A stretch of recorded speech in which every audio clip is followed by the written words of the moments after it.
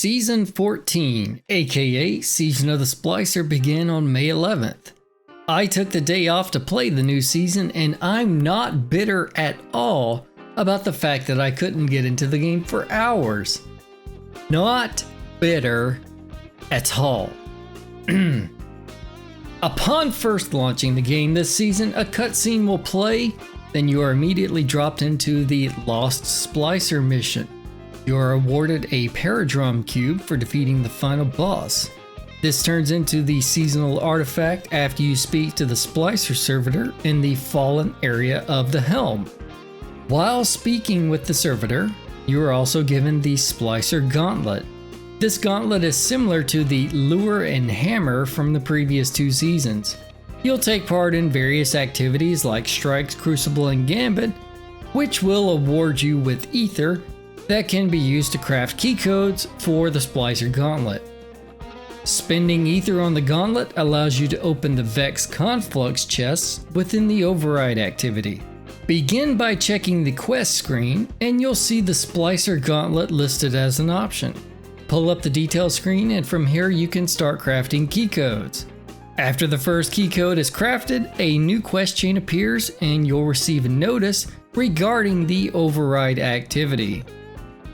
One thing to note regarding the key codes is that you can craft multiple of them and they'll queue up in the gauntlet. Each completion of override awards one locked chest, and opening the chest will consume one key code. This means you can use all of your ether to craft multiple key codes, which allows you to earn ether while doing other activities without constantly hitting the cap. I wasted a substantial amount of Cabal gold last season because you could only consume the gold after completing one run of the Battleground activity.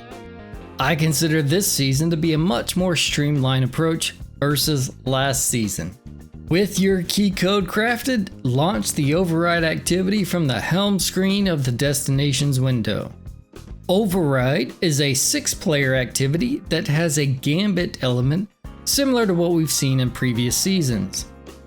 When the activity begins, waves of enemies will start spawning. Killing enemies will drop purple data motes that have to be picked up and deposited in the central terminal. The maximum number of motes you can carry is 10, and depositing 10 will award a heavy ammo chest. The goal is to fill up the bar on the left side of your screen.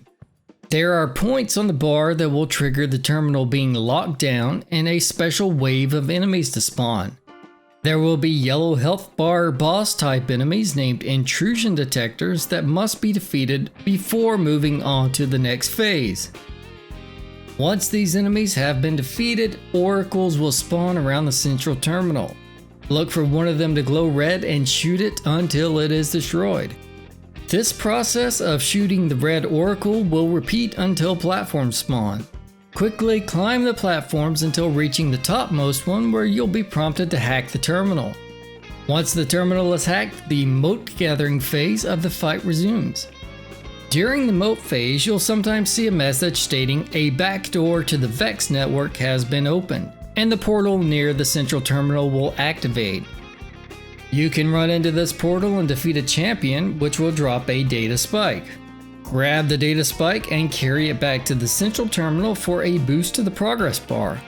Additionally, depositing the data spike will trigger the Splicer's Will buff to everyone that improves the recharge rate of your abilities for a brief time. Eventually, the central terminal changes into a vortex that will suck you into the Vex network. This area is a simple jumping puzzle / obstacle course. Make it to the end portal and run through to reach the boss arena. Another terminal bank will be to your left upon entering the arena, and scanning this terminal will activate the boss fight. This is a fairly straightforward battle. The boss has 3 sections to his health bar. Take out the first section and it will return to the central platform and be immune while you clear ads and destroy the data cubes generating the shield. After the shield is brought down, the boss returns to the battle and you'll repeat this process until the boss is dead. Also note that some of the yellow bar enemies will drop data spikes, which can be deposited in the terminal bank to trigger the Splicer's will buff to your ability recharge rate. With the boss defeated, 2 chests will spawn and one of them can be opened using a crafted key code. Collect your loot and, I don't know, get up from your seat, walk around, grab some water, take a little break. Breaks are good. Alright, break time over, and so is this video. If you enjoyed it or found it helpful, a like is highly appreciated, and be sure to subscribe for more of that sweet Destiny 2 content.